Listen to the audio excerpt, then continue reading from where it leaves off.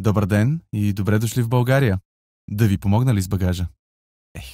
Ама то си е истинско удоволствие да те посрещнат така. Как да не му направиш комплимент на този колега? Хайде, добре дошли в бързия курс по обслужване на клиенти на Yellow. Сега ще преговорим АБВ-то на добрите обноски, качествената услуга и готиното човешко отношение.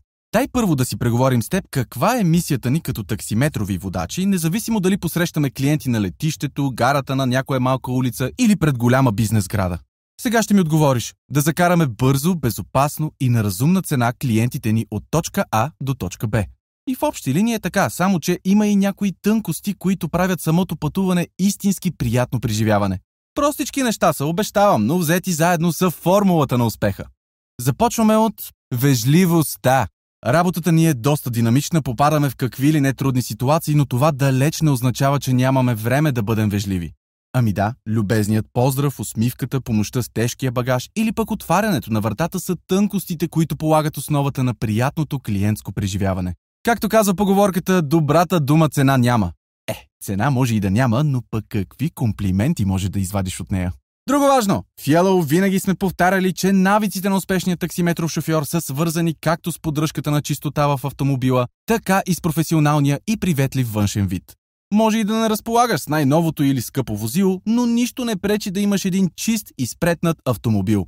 Малко неща могат да се сравнят с комфорта, който осигурява чистата таксиметрова кола. Тук напомням да не забравяме и подредения багажник.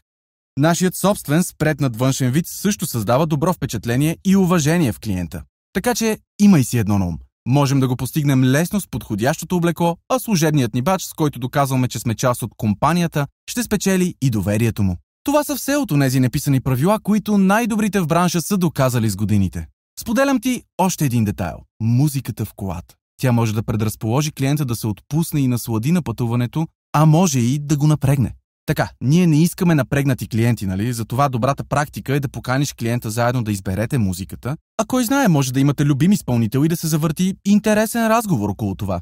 Разбира се, във всяка социална ситуация е нужно да се чете между редовете. В някои случаи тишината също е признак на добра комуникация и проява на уважение към желанието или настроението на спътника ни.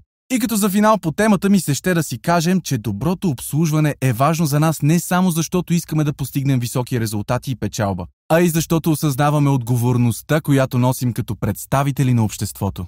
И сега те връщам на колегата от преди малко, който посрещаше пътници на летището. Ами че той в случая кажи речи първото впечатление на влизащи в страната за българите и България. Искаме това първо впечатление да е добро, нали? Вежлив, спретнат водач, на чист и сигурен автомобил. Това говори за професионализъм и качество. С отношението си към всички наши клиенти ние създаваме образа на компанията, но и на професията и бранша. Така че, за да си спечелим уважението, комплиментите, доброто отношение, които знаем, че заслужаваме, давай да запретваме ръкави и да работим за още по-добро обслужване и за добра репутация на нашата професия.